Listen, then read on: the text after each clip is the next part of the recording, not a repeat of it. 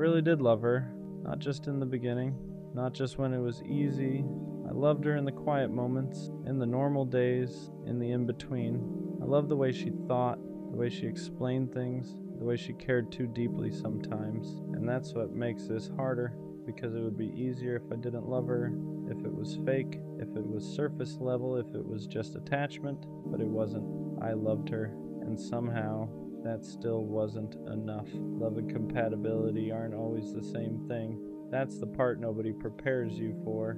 You can love someone deeply and still not align long term. I loved her heart, her mind, her energy, but we handled conflict differently. We needed reassurance differently. We showed up differently under pressure.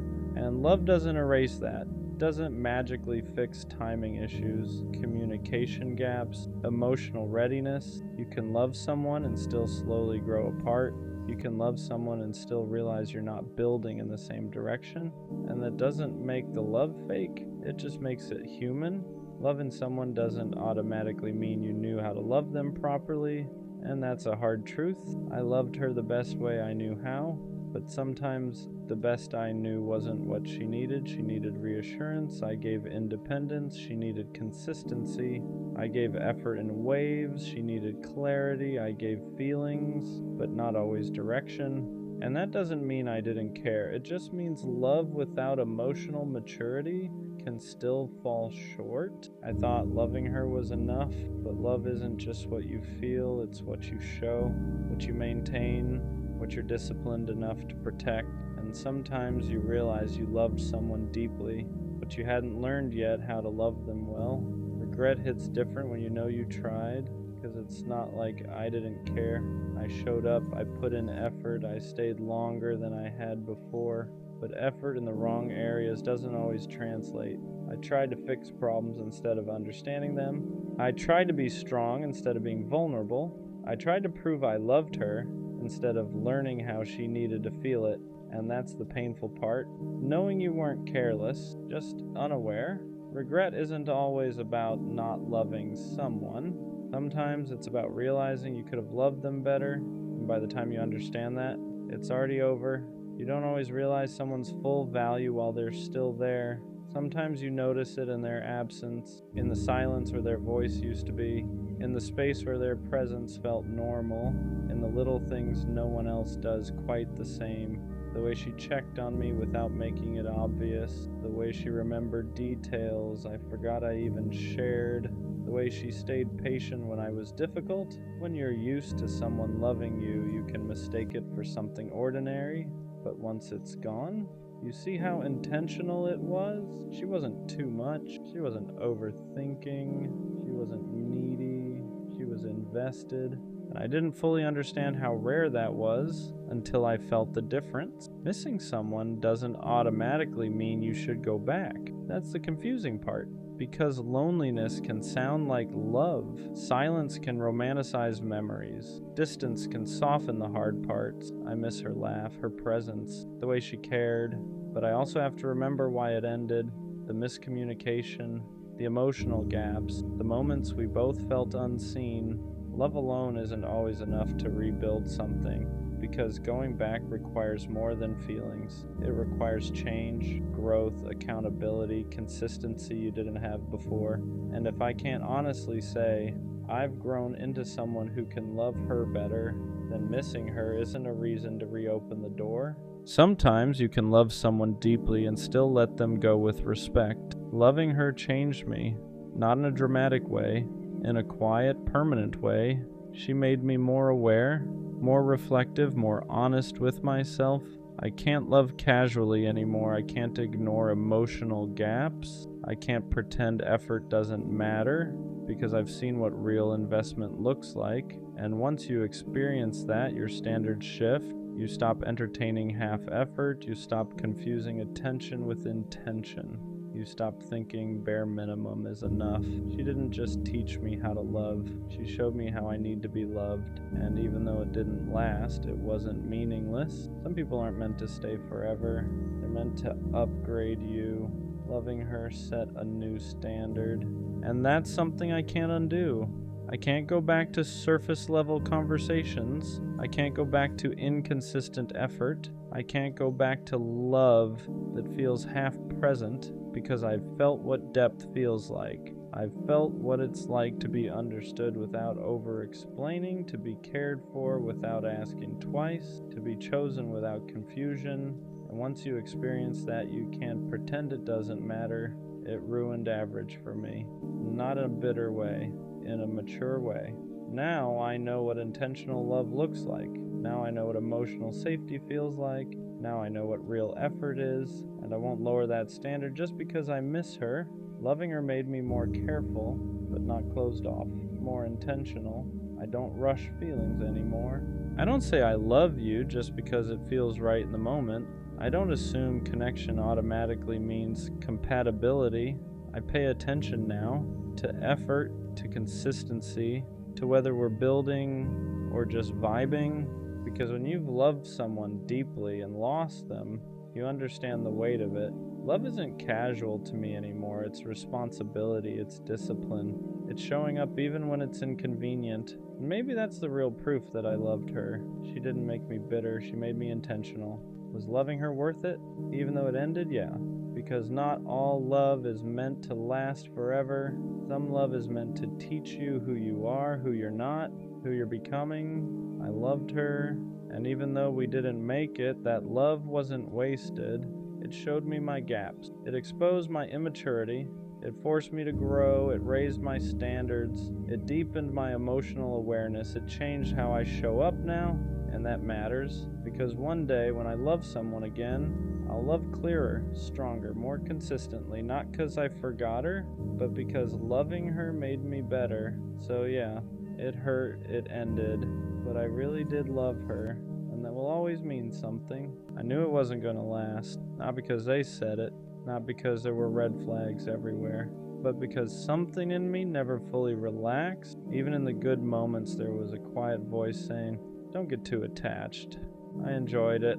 I smiled, I played my part, but deep down, I felt the expiration date, and that's the weirdest kind of heartbreak. When you see the ending while you're still in the middle, sometimes your intuition whispers long before reality confirms it.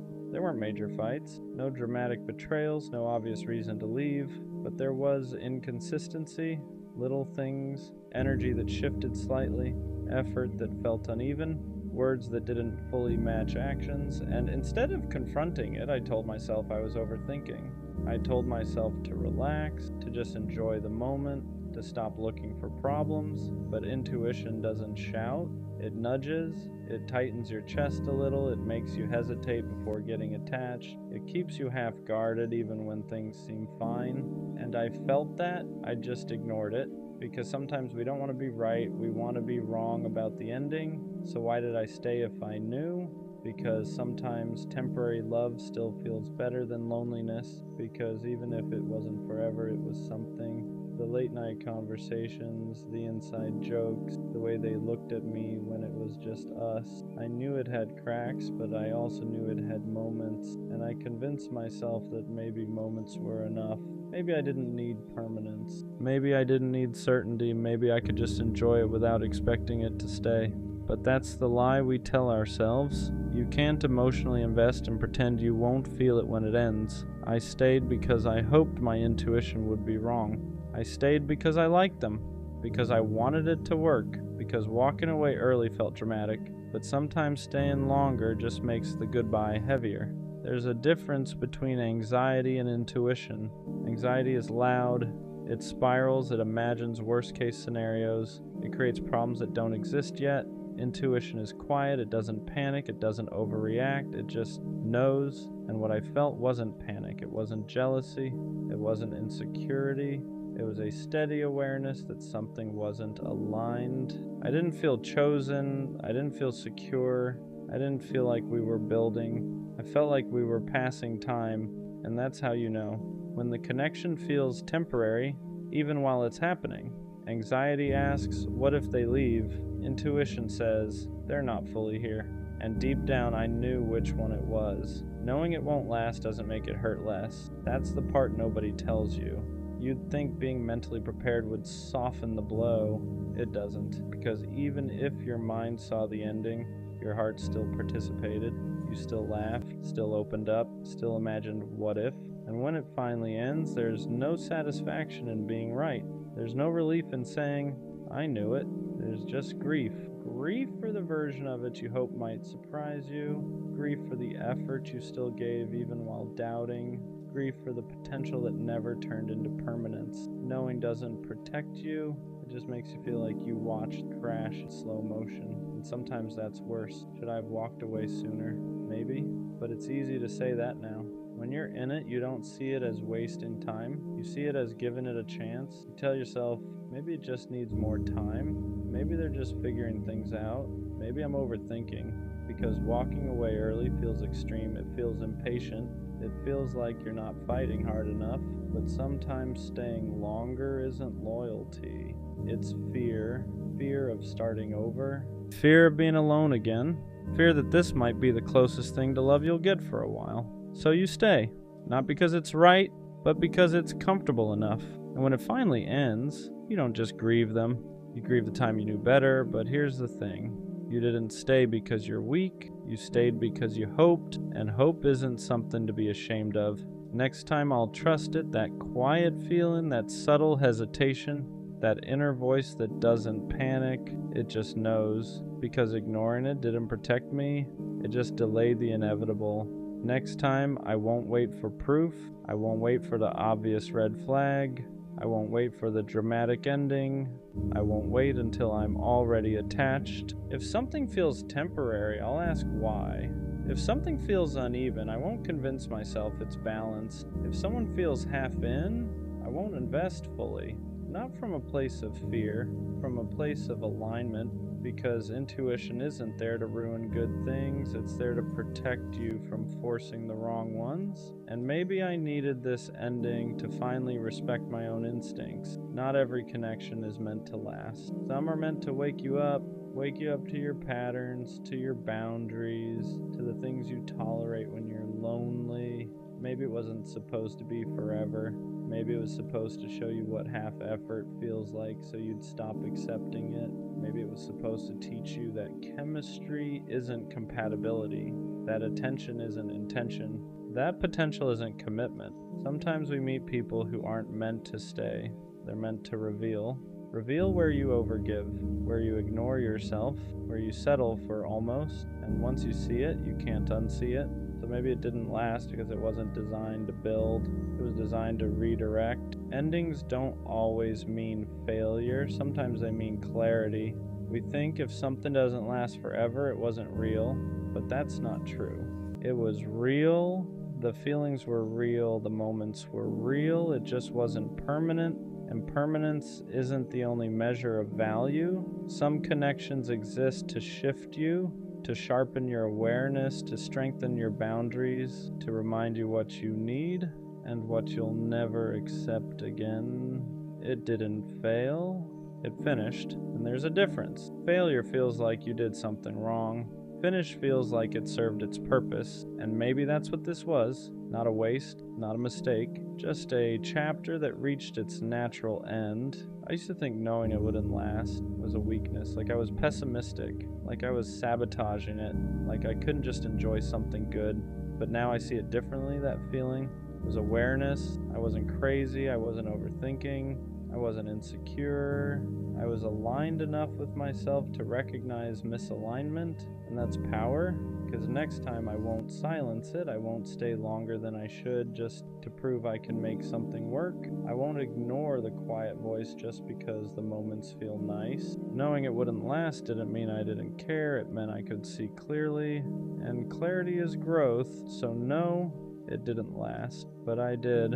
I walked away more aware, more grounded, more in tune with myself, and next time, if it's meant to last, I won't have to convince myself of it. I'll feel that too. Leave her alone, bro. Not because you stopped caring, but because you cared longer than you should have. You gave her chances when she gave you confusion. You gave her patience when she gave you mixed signals. You showed up consistently while she showed up only when it was convenient. And the hardest part to admit isn't that she didn't choose you, it's that you kept choosing her even when she made it clear you weren't a priority. You stayed solid, you stayed available, you stayed hoping one day she'd wake up and finally see you the way you saw her, hoping one day she'd match your effort, your energy, your care, but she didn't, not because you weren't enough, but because she was comfortable. She liked knowing you were there, she liked the attention, the validation, the way you made her feel wanted, but she never wanted to give that same certainty back. You weren't her first choice, you were her safety net, her backup plan, her just in case. And staying in that position slowly destroys you. You start questioning yourself, start wondering if you're asking for too much, start lowering your standards just to keep her around. You tell yourself,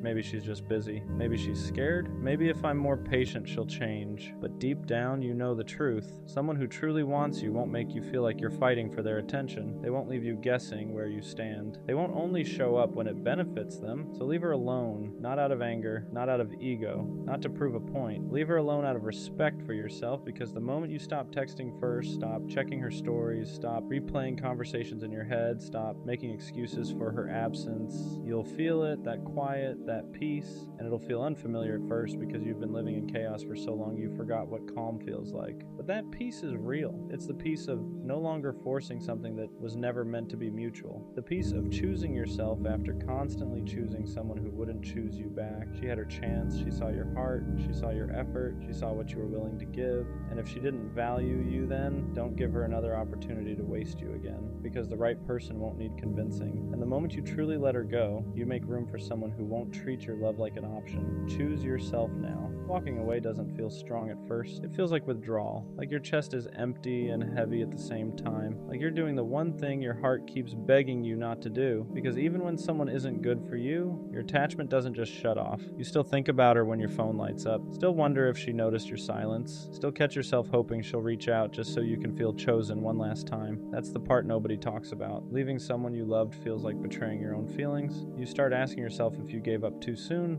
if maybe this time would have been different, if maybe you should have tried just a little harder. But here's the truth you keep avoiding. You already tried harder than she ever did. You weren't asking for too much. You were asking the wrong person. Someone who truly values you won't require you to disappear to be noticed. They won't need distance to realize your worth. They won't only miss you once you finally stop showing up. And yeah, she might notice now. She might text later. She might suddenly act interested once she feels you slipping away. But don't confuse curiosity with commitment. People hate losing access. They hate losing control. They hate realizing the person they took for granted finally chose themselves. That doesn't mean she changed, just means she felt the shift. And if you go back now, you'll teach her the same lesson again, that she can give you the bare minimum and still keep you around. Leaving is not about punishing her, it's about protecting you. It's about choosing sleep over stress, peace over potential, consistency over confusion. You're not cold for walking away, you're not heartless for setting a boundary, you're not weak for needing more than uncertainty, you're human, and you deserve a love that doesn't make you feel like you're slowly disappearing just to keep someone comfortable. Walking away hurts,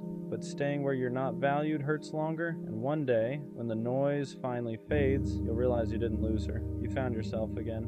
Leaving her alone doesn't mean the feelings disappear. It means you finally stop letting those feelings control you. Because the hardest part isn't cutting contact. It's sitting with the silence afterward. It's waking up and realizing there's no good morning text to send, no story to check, no excuse to reach out, just to see how she's doing. Your brain will try to trick you. It'll replay the good moments, the laughs, the nights where it felt real. It'll tell you that maybe you imagined the distance, maybe you were asking for too much, maybe if you just explained yourself better she would have stayed, but you already explained yourself through effort, through patience, through showing up when it wasn't convenient. Love doesn't need translation. If she wanted to choose you, she wouldn't have kept you guessing. She wouldn't have made you feel like your presence was optional. She wouldn't have treated your consistency like something she could always come back to later. You weren't confusing. You were clear. She just wasn't committed. And yeah, it hurts realizing that the person you'd fight for wouldn't even fight for clarity with you. That's when you have to stop romanticizing the potential and start respecting the reality.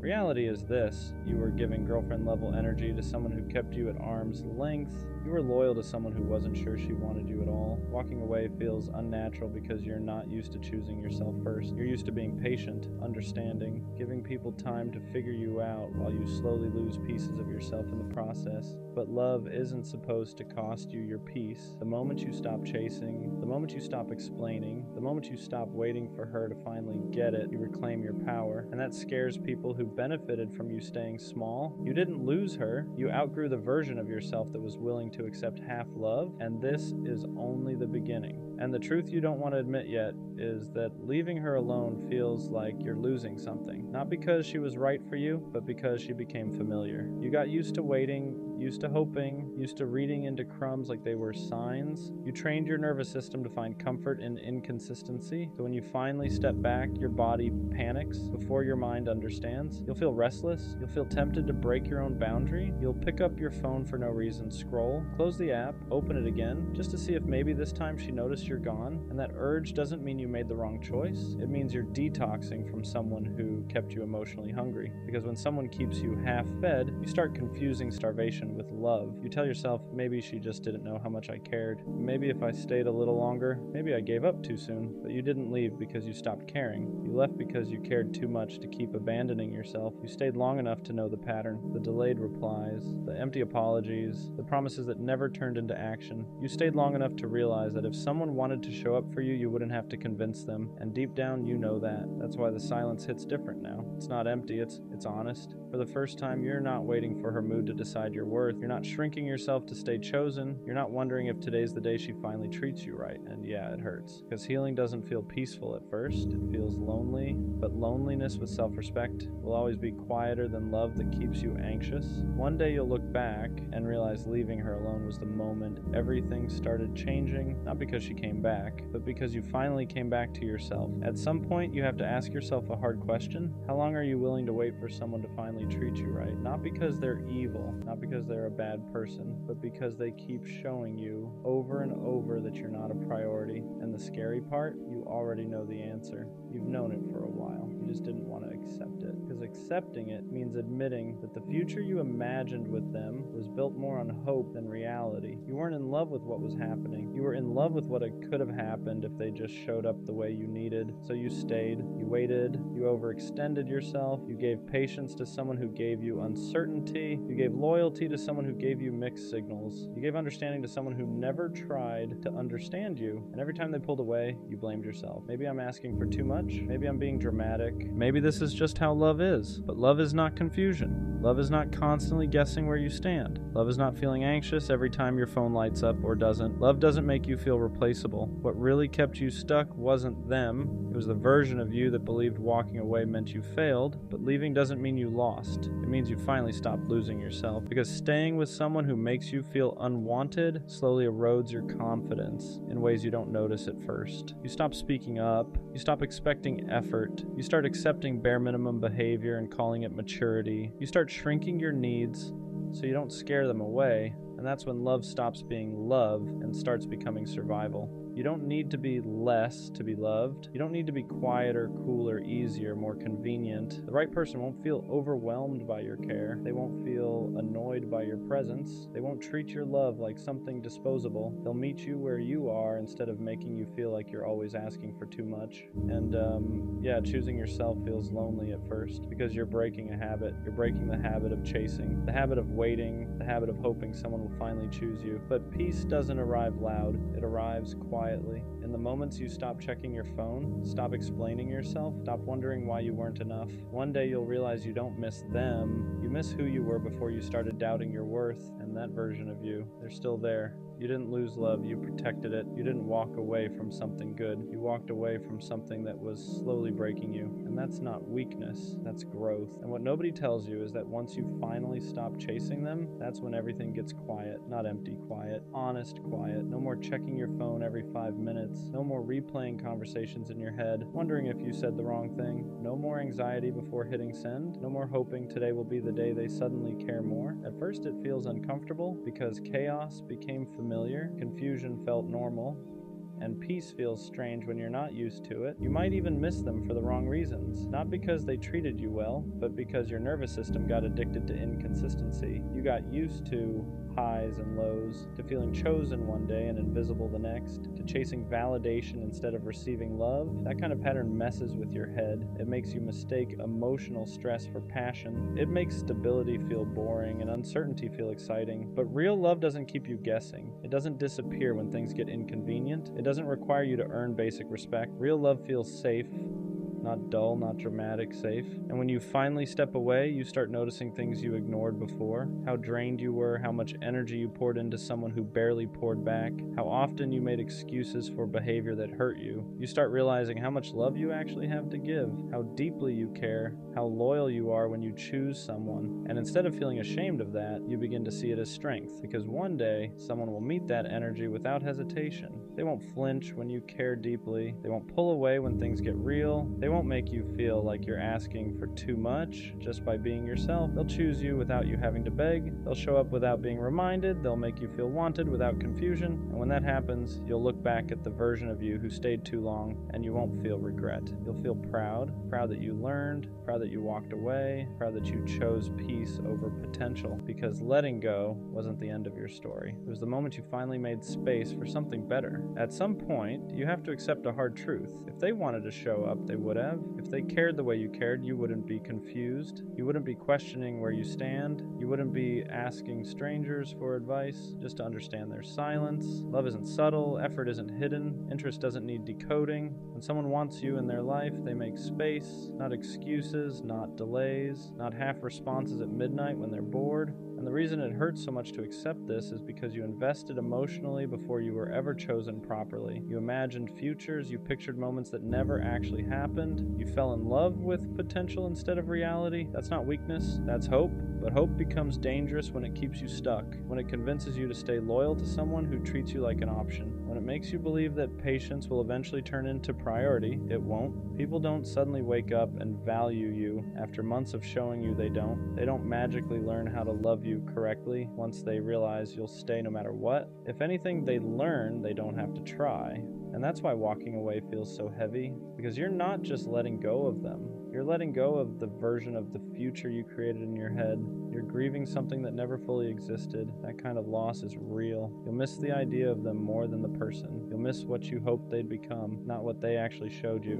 And that's okay. Healing doesn't mean pretending it didn't matter. It means being honest about why it did and still choosing yourself anyway. You don't need closure from someone who couldn't communicate. You don't need answers from someone who avoided accountability. Their behavior already told you everything. Silence is an answer. Distance is a decision. Inconsistency is a choice. And once you stop chasing clarity from people who benefit from your confusion, you start reclaiming your power. You stop over-explaining. You stop proving your worth. You stop shrinking yourself to fit someone else's comfort. You realize you were never asking for too much. You were just asking the wrong person.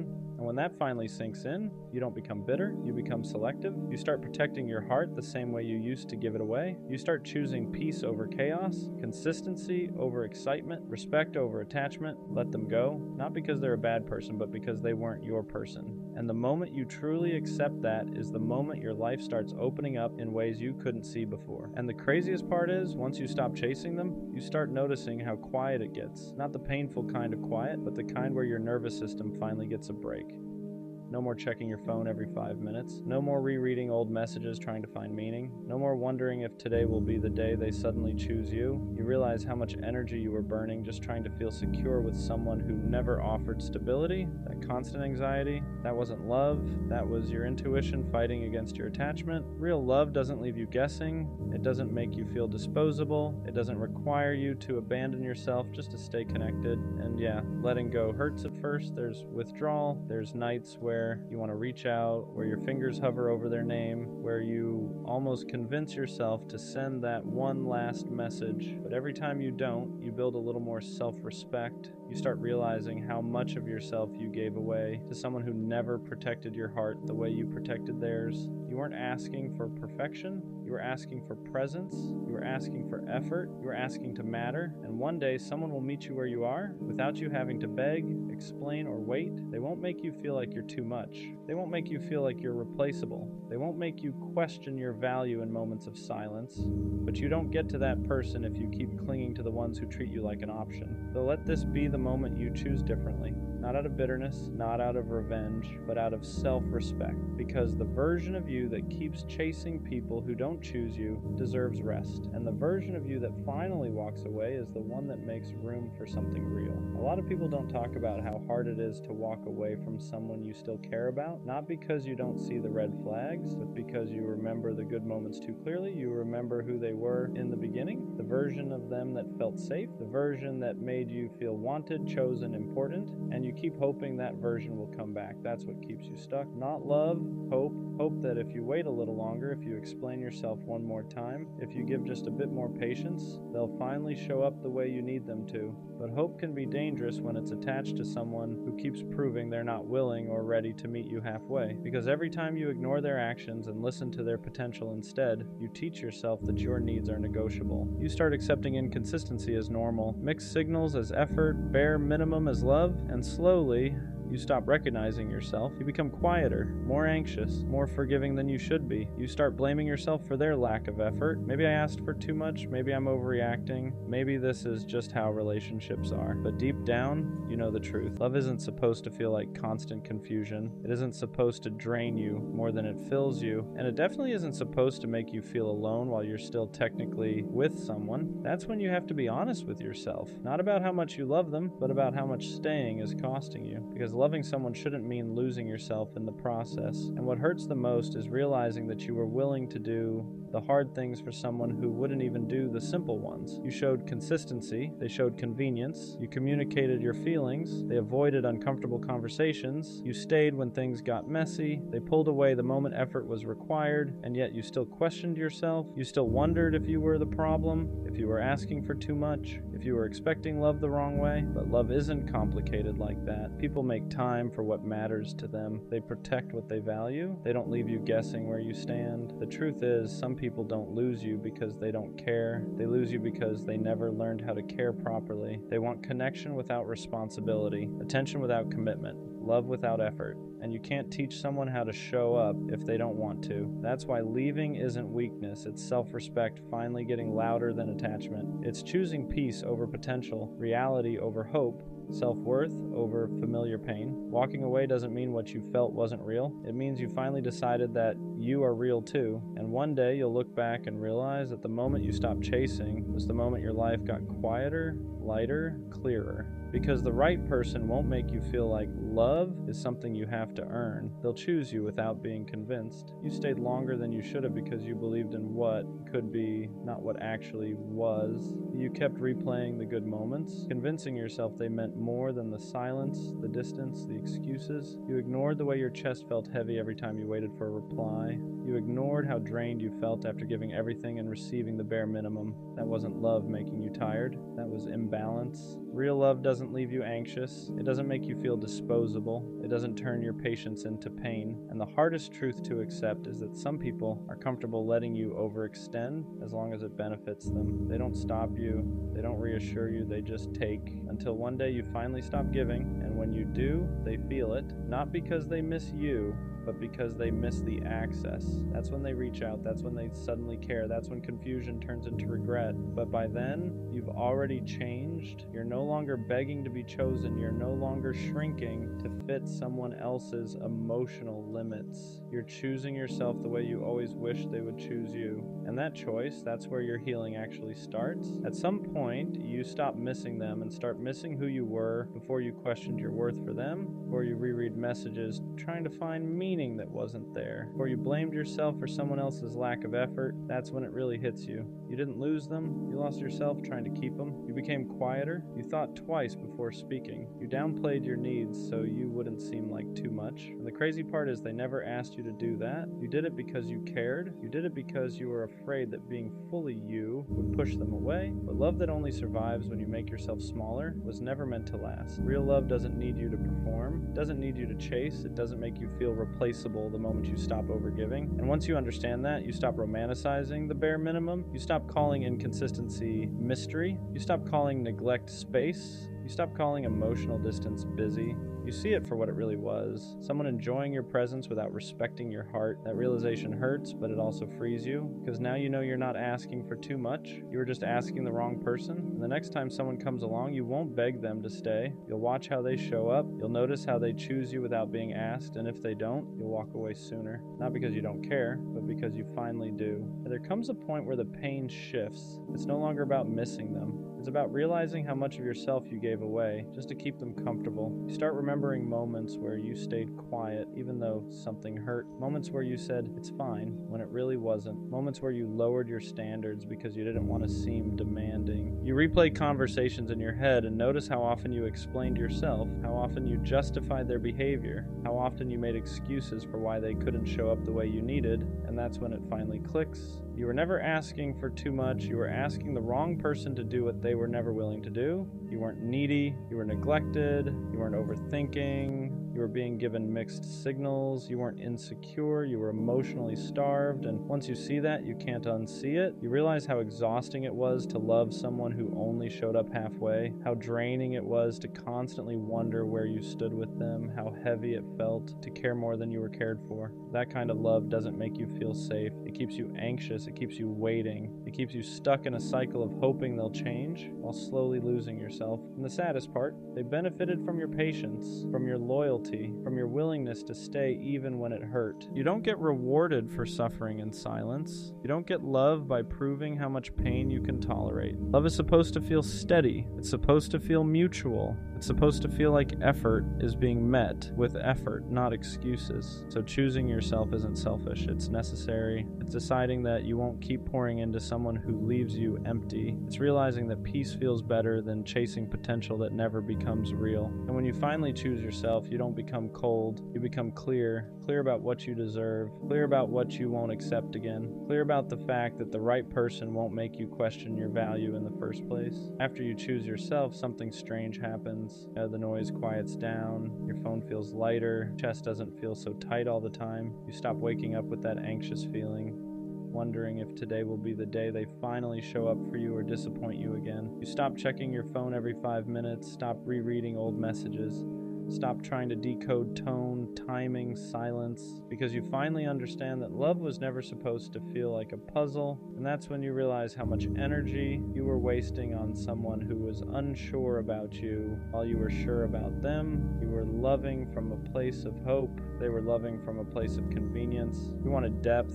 They wanted access. You wanted consistency. They wanted control without responsibility. And once you step back, you see how one-sided it really was. You notice how you were always the one adjusting, always the one compromising, always the one reaching out first, always the one trying to keep things alive. That's not love, that's survival mode. Real love doesn't make you feel disposable, doesn't make you feel like you're asking for too much just for wanting basic respect. And here's the hardest truth to accept.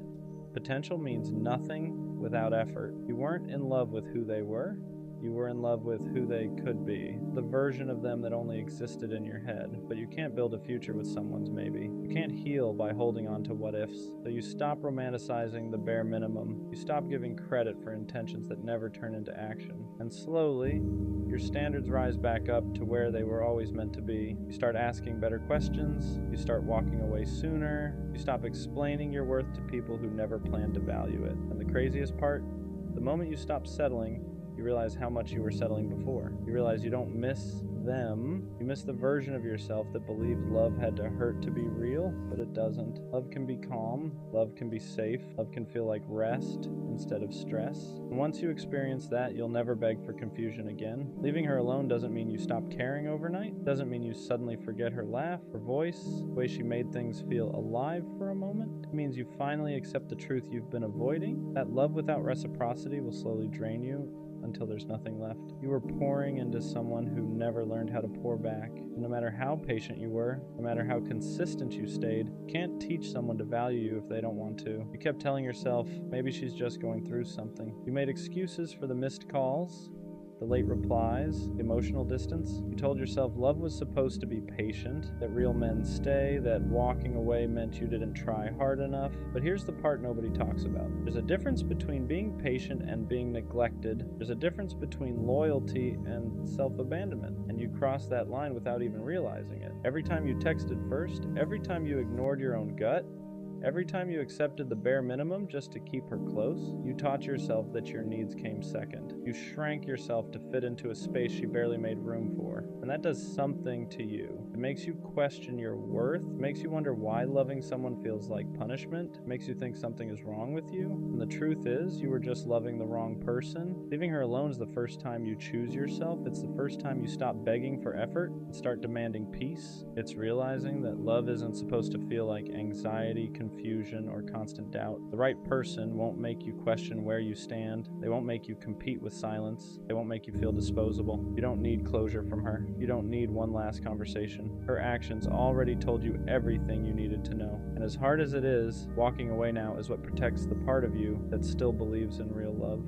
Part of you that deserves consistency, reassurance, and effort without having to ask. This isn't about her anymore, it's about you learning that choosing peace is not weakness, it's growth. What hurts the most isn't even losing her. It's realizing how long you stayed when your heart was begging you to leave. It's remembering all the moments you felt small but ignored it because loving her felt bigger than loving yourself. You didn't stay because you were weak, you stayed because you hoped, because you saw potential, because you believed that if you loved hard enough, showed up enough, proved yourself enough, things would change. But love doesn't work like that. You can't love someone into choosing you. You can't be consistent enough to make someone consistent back.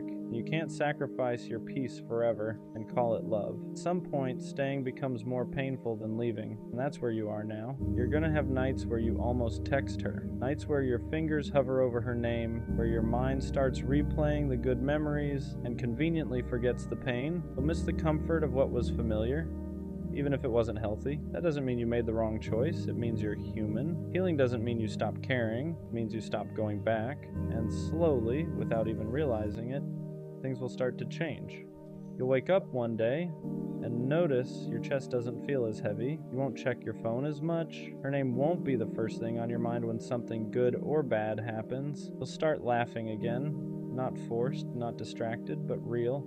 You'll start feeling like yourself again. That's when you'll understand why it had to end. Not because she was evil, not because you were unlovable, but because she wasn't capable of meeting you where you stood. And staying would have cost you parts of yourself you can't afford to lose. One day, someone will choose you without hesitation, without confusion, without making you question your worth. And when that happens, you'll look back and realize leaving her alone was the moment your life finally started loving forward. And listen, there's something nobody really prepares you for after you finally walk away. The quiet, not the peaceful kind at first, the kind where there's no chaos, no waiting on replies, no wondering if today will be the day she finally shows up the way you need her to. That silence can feel uncomfortable because you got used to emotional noise, you got used to the highs and lows, the hope, the disappointment, the cycle, and when it's gone, your mind almost panics like it lost something important. But what it really lost was the stress.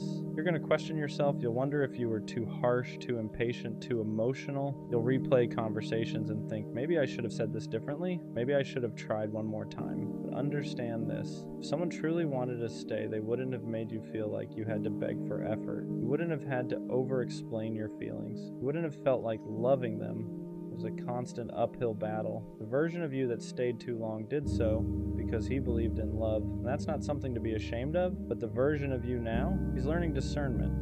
He's learning that love without respect will drain you. That potential means nothing without action. And that choosing yourself isn't selfish, it's necessary. You didn't lose her. You released someone who was blocking the path to someone better, someone who won't confuse consistency with boredom, someone who won't make you feel like an option, someone who won't need reminders of your worth. Right now, it might feel like you're walking alone, but you're not going backwards anymore, and that's everything. And one day, without even realizing it, you're gonna wake up and she won't be the first thought on your mind anymore. Not because you stopped caring overnight, not because what you felt wasn't real, but because you finally gave yourself permission to move forward. The memories won't disappear, but they won't control you either. They'll just be reminders of what you survived, not what you're missing. You'll start to notice how much lighter you feel, How your chest isn't tight every time your phone buzzes. How you're not constantly checking stories, rereading old messages, or wondering why you weren't enough for someone who never knew how to love you properly in the first place. You'll realize how much of yourself you were giving away to someone who kept taking without ever pouring back into you, and that's when it hits you. The problem was never your effort. It was never your heart being too big. It was never you loving too deeply. The problem was that you were offering loyalty to someone who didn't know how to value it. You were offering consistency to someone addicted to convenience. And you were offering real love to someone who only liked the idea of being loved. Walking away wasn't a loss. It was a correction, a reset, a moment where you finally chose peace over potential, clarity over confusion, and self-respect over attachment. That takes strength most people don't have. So don't go back. Not when she gets lonely, not when she suddenly remembers your value, not when she realizes nobody else loved her the way you did, because by then you'll understand something important. Someone who truly wants you won't need to lose you to see your worth. Leave her alone, and finally let yourself be found by someone who won't ever make you question if you matter. She leaves your message unopened, but somehow she has time to watch every story you post, every picture, every video, and you sit there trying to make sense of it, wondering how someone can be so present and so distant at the same time. The truth is uncomfortable, but it's simple. If someone truly cared, replying wouldn't feel like a chore. It wouldn't be something they get around to when it's convenient. It would be instinct. When someone wants you, communication isn't complicated. You wouldn't be questioning their intentions or reading between the lines. You wouldn't be checking timestamps or replaying conversations in your head. If you mattered the way you hope you do, responding to you wouldn't be optional. And deep down you already know that. What makes it harder is that if the roles were reversed, things would look very different. If you were the one leaving her waiting while watching her stories, it wouldn't sit right with her, especially if you were someone she genuinely cared about. The difference is effort. When someone values you, they don't leave you guessing. They don't leave you hanging while still keeping tabs on your life. And yes, she knows what she's doing. It's not accidental, it's not confusion, it's a choice. And the hardest part is that you see it too, but you're choosing to ignore it. You hold on to the sweet words she said, the late night conversations, the promises that made you feel important, but words lose their meaning when actions consistently tell a different story. You keep hoping that maybe things will change, that maybe she'll wake up and realize what she has. But hoping doesn't change patterns. If her behavior keeps showing you where you stand, believe it. Stop clinging to the version of her that only exists in your head. Stop making excuses for someone who wouldn't make the same ones for you, because the reality is you would never do this to someone you truly liked. You respond because you care. You show up because they matter to you. You don't make them wait or question their worth, and that difference should tell you everything you need to know. Stop fighting for attention that should be freely given. Stop investing energy into a connection that only exists on your side. You shouldn't have to convince someone to treat you like you matter. If they wanted to, they would. And if they don't, it's time to step back and choose yourself instead. Why do you keep chasing someone who keeps showing you the same outcome? At some point, you have to pause and really ask yourself that question, not from a place of anger, not from a place of judgment, but from a place of honesty, because deep down you already know the answer. You're not chasing them because they want you. You're chasing them because you're hoping they eventually will, and that hope can be dangerous when it's built on nothing but mixed signals and empty gestures. If someone truly wanted you, you wouldn't feel confused all the time. You wouldn't be constantly questioning where you stand. You wouldn't be overanalyzing every delayed reply or short message, wondering what you did wrong. Interest doesn't hide. Effort doesn't disappear. People make time for what they care about. A lot of the time, the person you're chasing doesn't actually want a relationship with you. They want the attention. They want to feel desired. They like knowing someone is thinking about them, checking on them, choosing them. But that doesn't mean they're choosing you back. And that's a hard truth to accept, especially when you've already invested your emotions. The more you chase, the more power you give away. You start bending your boundaries. You start lowering your standards. You start accepting behavior you would never tolerate from someone you weren't emotionally attached to. And slowly, without even realizing it, you teach them that they don't have to show up for you to keep you around. Self-respect isn't about being cold or heartless. It's about knowing when to stop pouring into a cup that's never going to fill you back up. It's about recognizing that your time, your energy, and your feelings are valuable. They are not meant to be handed out to someone who only shows interest when it's convenient for them. When you stop texting first, when you stop checking to see if they viewed your story, when you stop making excuses for their lack of effort, something powerful happens. You create space for clarity, space for peace, Space for someone who won't make you feel like you have to compete for basic attention. Walking away doesn't mean you didn't care. It means you finally cared about yourself enough to stop chasing someone who was never running toward you in the first place. You don't lose anything by choosing yourself. The only thing you lose is the illusion that one day they might change. Respect yourself enough to stop chasing. The right person will never need to be convinced to choose you. Every girl needs to understand this, and I mean really understand it. If you have a man in your life who is willing to do anything for you, a man who loves you unconditionally, who shows up without being asked, who takes the extra step even when he's tired, even when he's stressed, even when life isn't going his way, that is not normal.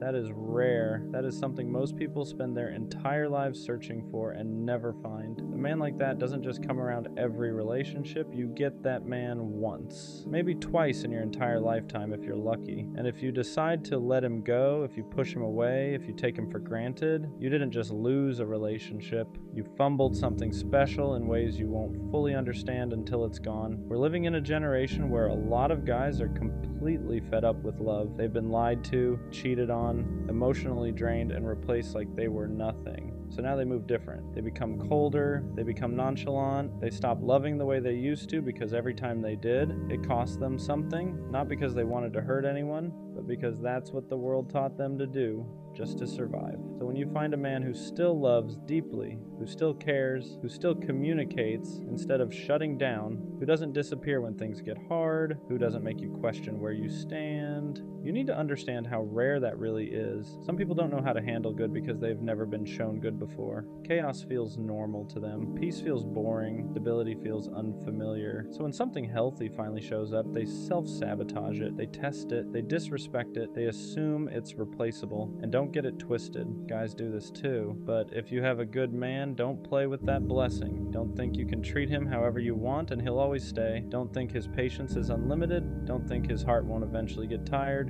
Pull the petty shit to the side. Learn how to grow. Learn how to communicate instead of argue. Pay attention to the small things he does because those small things are how he shows his love. Be in tune with his emotions the same way he's in tune with yours. If he listens to you, if he protects your heart, if he shows effort without excuses, if he chooses you every day even when it's not easy, don't lose him thinking you'll just find another one like him. Because men like that are rare as fuck. And once they're gone, they don't come back the same. So be good to bro because honestly, he deserves it. Staying doesn't feel right anymore, but the idea of never speaking again feels just as painful. And that's the part that messes with your head the most. You're stuck between two choices that both hurt, and no one really prepares you for that kind of decision. When you love someone deeply, your heart doesn't just switch off because your mind finally sees the truth. It lags behind, it holds on to memories, routines, and the version of that person who once made you feel safe. But loving someone doesn't mean you're meant to stay in a situation that's draining you. Sometimes your body already knows what your heart hasn't accepted yet. You feel tense all the time. You feel smaller. You feel tired in ways sleep can't fix. And yet you keep telling yourself to wait, to push through, to hold on just a little longer, not because things are getting better, but because letting go feels like losing a part of yourself. Here's the hard truth. Your heart isn't built to make logical decisions. It moves on emotion, attachment, and hope. That's why you can miss someone who hurt you. That's why you can crave a connection that's slowly breaking you down. And in moments like this, you can't let your emotions be the only thing guiding you. You have to choose clarity over comfort. Walking away doesn't mean the love wasn't real. It means you finally respected yourself enough to stop accepting pain as the price for connection. You're not weak for leaving. You're strong for recognizing that love shouldn't feel like constant survival. It shouldn't hurt every day. It shouldn't cost you your peace. Sometimes the most loving thing you can do isn't staying or fixing or waiting. Sometimes it's choosing yourself, even when it hurts. Especially, do you ever wonder if you're actually loved? Like deep down, you don't really believe you're enough for anyone? You try to play it cool, pretend you don't think about it, but there's this quiet fear that never leaves your chest. The fear that people only love the version of you you work so hard to perform, not the real you, the messy you, the insecure you. Sometimes I just want reassurance. Not the kind you have to hint at or beg for. Not the kind people give out of guilt. I mean real reassurance. The kind that feels warm, steady, and consistent. The kind that doesn't make you question yourself every time someone takes a little longer to reply or sounds a little different when they talk. I just want someone who sees me and doesn't look away, someone who doesn't love me only when it's convenient, but even on the days I'm quiet, the days I'm tired, the days I feel unlovable. I imagine being held by someone who means something to me, not because I asked, but because they noticed I needed it. Someone who pulls me closer like they're afraid of losing me too. Someone who looks at me with that soft, gentle love that makes you feel safe in ways you didn't even know you needed. Someone who whispers the words I've needed for years. You're enough. You're not too much. You don't have to earn my love. I'm here and I'm staying. And honestly, that would mean everything. Because I get tired of questioning my worth, tired of wondering if people only care about me when I'm useful, happy, or easy to love. Tired of feeling like I have to shrink myself just to be someone's barely, and all I want is to matter to someone without having to fight for it, to be loved without conditions, without performing, without fear, to be loved exactly as I am, and finally believe it. You're gorgeous, but that's honestly the least interesting thing about you. Yeah, you're beautiful. Anyone with eyes can see that. You walk into a room and people notice without even trying. It's like your presence adjusts the whole atmosphere, like the energy shifts just because you showed up. But the thing is, beauty is the easiest thing to see. It takes zero effort to point out someone's face. What I see in you, that takes attention. That takes knowing you, and that's the part that makes you unforgettable. I notice the way your eyes change when you talk about something you really care about. Not just the sparkle, but the focus, the passion, the way your whole voice lifts. It's like watching a flame catch even when you're trying to hide it. Maybe you don't realize it, but that passion, that's one of the most beautiful things about you. I notice your laugh, not the polite one you use when you're trying to be quiet, but the real one. The one that takes over your whole body. The one you try to cover because you're scared it's too loud, too much. But that laugh, it's the kind that makes people laugh just hearing it. It fills the room in a way nothing else does. And then there are the moments nobody else sees. The way you fall silent when you're hurting, the way you try to hold yourself together because you don't want to bother anyone with your problems. You carry your pain like it's something you owe the world an apology for. Like you have to be strong all the time, and somehow, even in your quietest moments, you still show up for people with your full heart. That strength, it's rare. The kind of beauty you can't put makeup on, can't fake, can't recreate. But the way you care, that leaves marks on the people lucky enough to know you. Your beauty might turn heads, but your soul, the way you love, the way you give, the way you dream, that's what makes people stay. That's what makes you unforgettable. People think they know you because they see your face, but if they paid attention, really paid attention, they'd realize your looks are just the cover, not the story. You're gorgeous, yeah, but honestly, that's the least extraordinary thing about you. Your real beauty exists in the parts of you the world never sees unless they earn it, and that's the part of you I never stop being in awe of. You really know you're in love when being without that person actually hurts. Not in a dramatic way, but in a quiet, lingering way. Like something feels off, like the day is missing a piece of itself. You feel this constant longing for them. You start counting the days, the hours, until you finally get to see them again. And no matter how many people you're around, no one else can spark the same emotions they bring out of you so effortlessly. And the crazy part is, you were never even this type of person. You liked being alone, you preferred your own space, you didn't really enjoy going out, making plans, or being around people for too long, but with them, it's different. For the first time, you actually want to go outside, you want to plan things, you want to explore, experience new places, do things you never imagined yourself doing. Being with them opens your eyes to parts of life you ignored before. They pull you out of your shell without forcing it. They make the world feel bigger instead of overwhelming. And when they're not around, it doesn't just feel lonely, it feels like you're missing a side of yourself. You're the calm one, the quiet one, the steady one. And she's the energetic one, the spontaneous one. The chaos that somehow fits perfectly into your peace. She fills a gap you didn't even realize was there, not because you were incomplete, but because she complements you in a way that feels natural, not forced. There's no games with her, no confusion, no guessing how she feels. Everything just feels, right. The chemistry isn't something you have to explain, it just exists. The time you used to protect for yourself is now the time you want to share with her, and that alone says everything. Because you never thought you'd let someone this close. You never thought you'd want to share your space, your routines, your silence. When you realize all of that, when someone becomes both your comfort and your excitement at the same time, that's when you know you're truly in love. No one really talks about how long guys are willing to wait for the one girl they truly want. Months go by, sometimes even years, and all it takes is one sentence, she said one time. maybe one day. I'm just not ready right now. I need time. And he holds on to those words like they're a promise, like they're proof that if he just waits long enough, things will eventually work out. So he waits quietly, he waits patiently, he waits while pretending he's okay even when he's not. Because when a guy sees you in his future, when he's certain about you, when his heart already chose you, waiting feels easier than letting go. He tells himself she just needs time. She's healing. She'll come back when she's ready. And sometimes I don't even know if that kind of waiting is beautiful or if it's self-destructive, because love like that is rare. A man who's willing to pause his own feelings, put his heart on hold, and stay loyal to the idea of you, even when he doesn't know if you'll ever choose him, that's not weakness. That's commitment. So if you have a man like that, a man who's willing to wait for you while you figure things out, you can't take that lightly. Handle what you need to handle, heal what you need to heal, take the time you need, but don't keep him hanging if you already know you're not coming back, because the worst thing you can do is let someone wait on hope when all that's waiting for them is disappointment. A lot of men won't walk away.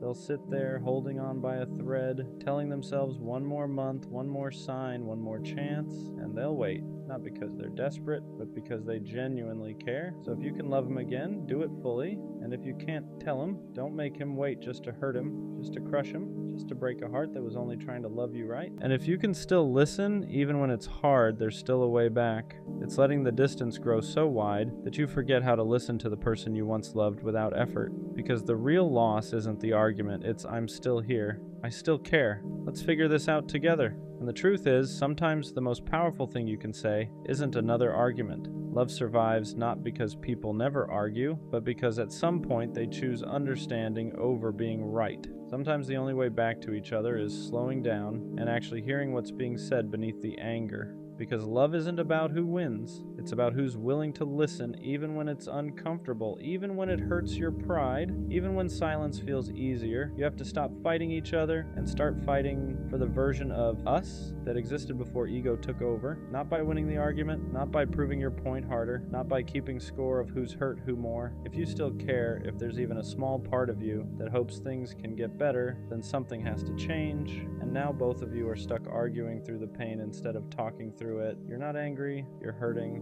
but the pain comes out sideways. Instead of saying, I'm scared of losing you, you argue over something small that doesn't even matter. Instead of saying, I feel ignored, you shut down. So instead of saying, that hurt me, you raise your voice. Especially as a man, you were probably never taught how to communicate hurt without sounding cold, defensive, or angry.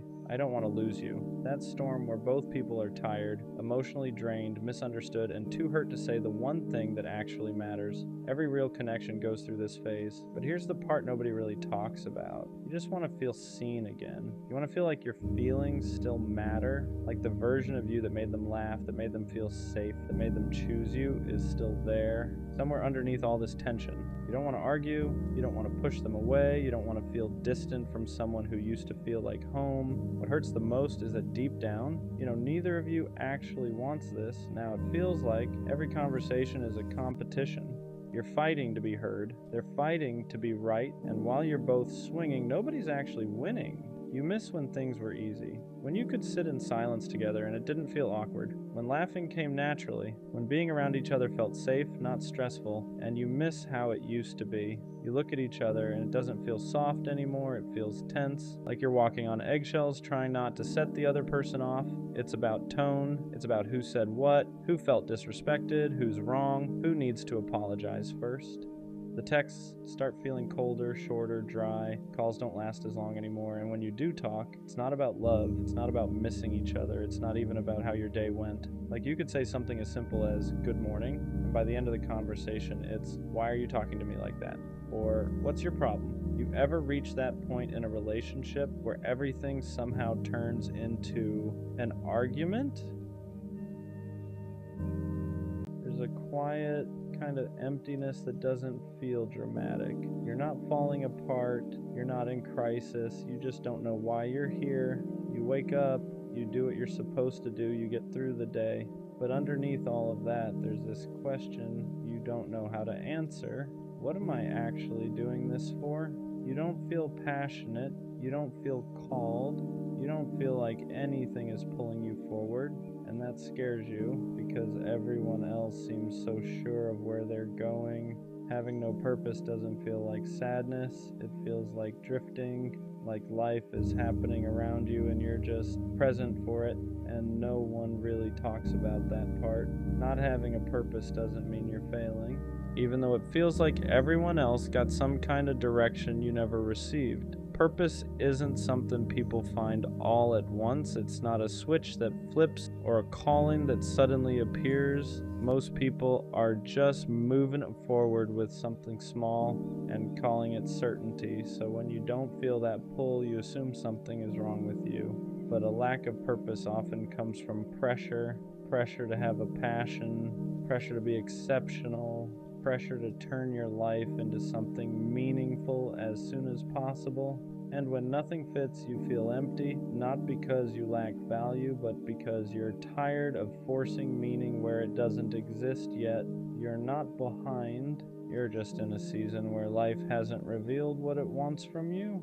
And that's more common than anyone admits. Purpose usually doesn't appear because you thought hard enough about it. It grows out of living, out of trying things without certainty, out of getting bored, out of noticing what quietly holds your attention when no one is watching. So when you feel like you're drifting, it doesn't mean you're lost. It means you're between definitions, between who you were and who you haven't met yet. Drifting feels uncomfortable because it lacks labels. You can't explain it easily, you can't point to progress, but drifting is still movement. It's the space where you learn what doesn't fit, what doesn't excite you, what you don't want to carry forever, and that information matters. You're not failing a purpose, you're collecting data, even if it doesn't feel productive yet. It's okay if your life doesn't feel meaningful yet. Meaning isn't something you wake up with one day fully formed. Most of the time it shows up quietly, in moments you don't think are important, in things you do without an audience, in small choices that don't feel like destiny. The problem is we're taught to look for purpose as something big, a passion, a mission, a reason that explains everything. So when life feels ordinary or unclear or slow, you assume you're missing it. But meaning isn't always loud. Sometimes it's just learning how to care about something again. How to show up for one thing, one day at a time, without needing it to define your whole life. Not having purpose right now doesn't mean you never will. It just means you're still listening. Not knowing your purpose can actually protect you, because when you feel pressured to decide too early, you end up choosing something just to stop the discomfort. A path that looks good, a goal that sounds impressive, a version of purpose that belongs more to expectations than to you. And then you spend years trying to convince yourself it fits. Being unsure right now means you haven't locked yourself into the wrong story yet. It means you're giving yourself time to notice what feels honest, not just acceptable. Purpose that's chosen out of fear usually feels heavy. Purpose that grows naturally feels lighter even when it's hard. So if you're in the in-between, don't rush to label it. This pause isn't wasted time, it's you refusing to commit to a life that doesn't feel like yours. Purpose rarely starts as clarity, it starts as curiosity, a small pull towards something you don't fully understand yet, a moment where time passes a little faster than usual, a thought you keep returning to without knowing why, but because it doesn't feel big, you dismiss it. You tell yourself it doesn't count, that it's not serious enough, that it won't lead anywhere. So you wait for certainty instead of following interest, and the waiting feels like emptiness, but purpose isn't found by deciding your whole life at once. It's found by paying attention to what makes you feel slightly more alive than before. You don't need a 5-year plan. You don't need a calling. You just need one small thing that feels honest enough to try. Purpose grows from movement, not answers. Comparing your life to other people's purpose is what makes the emptiness heavier. You see people who seem sure, driven, certain, and you assume they know something you don't. But what you're seeing is confidence, not certainty. Most people choose a direction and grow into it later. They don't start with clarity. So when you compare their path to your uncertainty, you're not being fair to yourself. You're measuring your beginning against someone else's middle. Purpose isn't a race. It's not something you fall behind on. It shows up at different times for different people because it's shaped by experience, not pressure. The more you stop watching where everyone else is going, the easier it becomes to notice what's quietly calling you, and that's where purpose actually starts to form. It's okay if your purpose isn't impressive. Not everything meaningful looks big from the outside. We're taught that purpose has to be visible. A career, a mission, something people can point to and admire. So when what matters to you feels small, you dismiss it. But simple purpose still counts. Being someone who listens well, being steady when others are overwhelmed, creating small moments of calm, showing up quietly, consistently. Not all purpose is loud. Some of it lives in how you treat people, in how you carry yourself through ordinary days, in how you don't make the world heavier just by being in it. If your life feels purposeless right now, it might be because you're looking for something dramatic and missing what's already there. Purpose doesn't always announce itself. Sometimes it's just the way you exist without giving up on yourself. Purpose often becomes clearer after you stop demanding that it explain your whole life. When you're constantly asking, what am I meant to do? Everything feels heavy. Every choice feels permanent, every step feels like a test, but purpose doesn't need to be a full explanation. Sometimes it's just direction, not destiny. When you allow yourself to live without forcing meaning, something softens. You try things without pressure. You follow curiosity without commitment. You let yourself change your mind, and slowly, patterns form. Not all at once, not dramatically, but enough to show you what feels right and what doesn't. Purpose doesn't arrive when you corner it. It shows up when you give yourself permission to live without answers for a while. Having no purpose right now doesn't mean your life is empty. It means it's unfinished. You're not meant to know everything yet.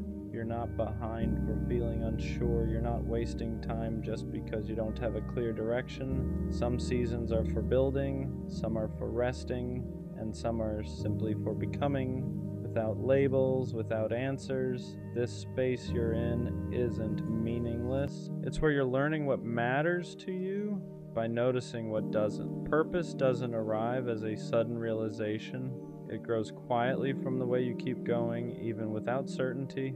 So if all you can do right now is exist, try, and stay curious, that's enough. Your life isn't without purpose. It's just still writing it.